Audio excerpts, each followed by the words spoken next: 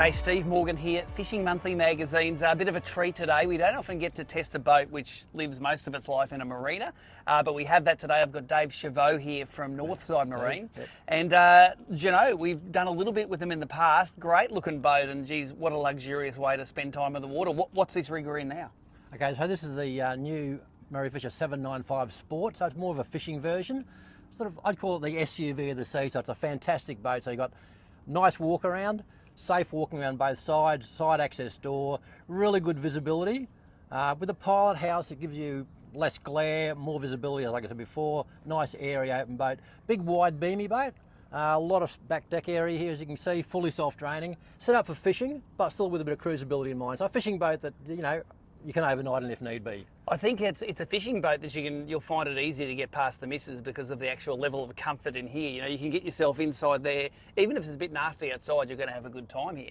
Let's start from the back forward. I see the DES Yamaha. It's a white version, 250 horsepower, with the full Helm master setup. No expense spared with this rig. Yeah, no, that's right. So we went all out because, like, a lot of people do like everything. You know what I mean? Like, so with the joystick, of course, it gives you fish point, it gives you autopilot, just gives you, things you're going to want. This particular boat is also fitted with a bow thruster, which makes life really, really easy when you come docking, or even if you're putting on a trailer, just bring that bow around a little bit. Electronic steering engine is so nice to drive.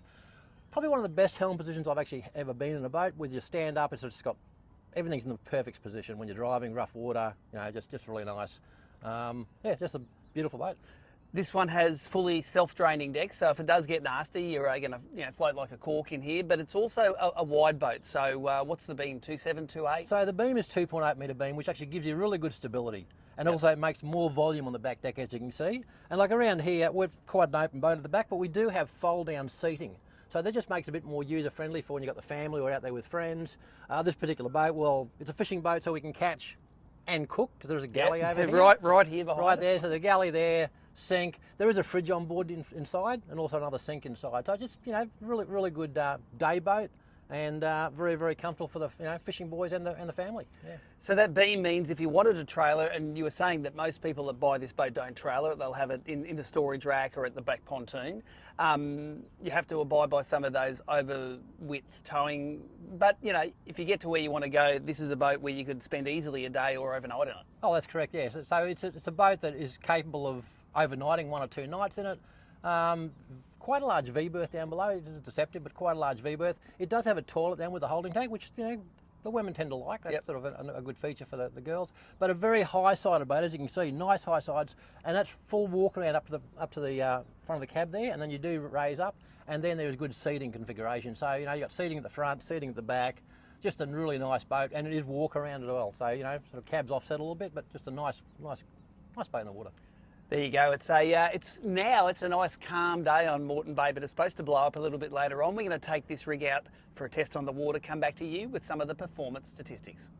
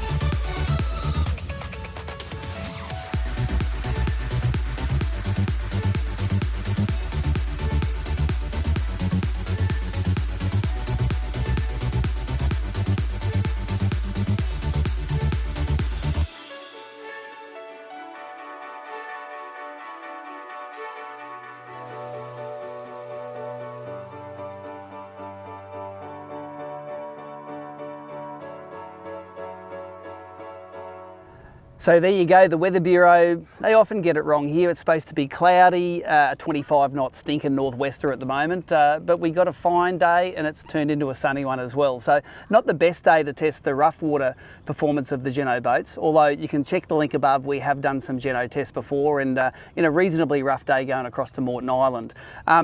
If you're after a high-speed chop through the waves boat, this isn't it. This is more of a it's more of a beamy, wide platform, pushes sort of through and over the waves, but very, I suppose, stable, both at rest and when cornering. When you corner, it doesn't lean into a curve like a normal boat, like a normal deeper V boat.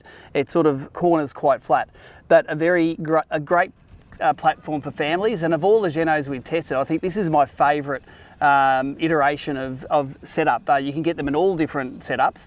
This one here features no rear cabin door. It has the galley at the back there. It's got the sink and the stove. But inside that cabin, you've still got the two sliding side doors, but you've got that great rear lounge where you can sit or lie down, and a couple of seats that can face either forward for when you're going or face back inwards to that drop-down table. And how cool an idea is that? So that it's a very social, enclosed environment. But if the weather's good and you want to get back here, that table easily pulls in and out. You can drop down those seats. The thing I love about the seats is that there are no extra legs or anything to pull out. You just drop them straight down and they're strong enough to sit on straight away.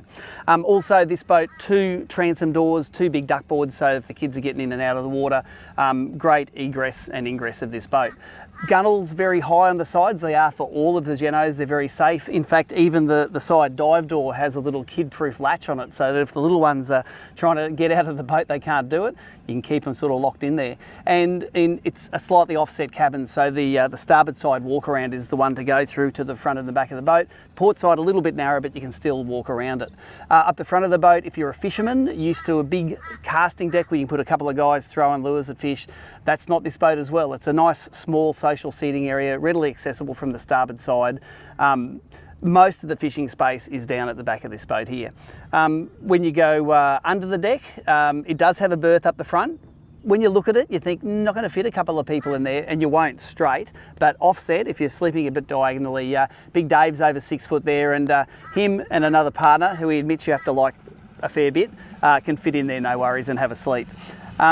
What else did I like? I like the clever use of space in this boat. Any void under the seat or any other areas has lovely stainless steel hatch latches. They pull out, you can put all your gear in there, and everything can get stowed away in a manner where you can find it when you need it, and it's neat. If you're like me and you like running a neat boat, this boat has all of the places to put those things. And I love the fact that it's a walk around.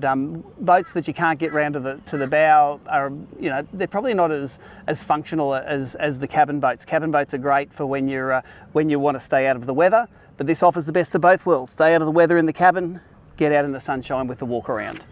100 litres of fresh water under the deck, so there are cold showers available, and 100 litres will go a fair way when you're showering. You can wash down after you have a swim and enjoy your day on the water.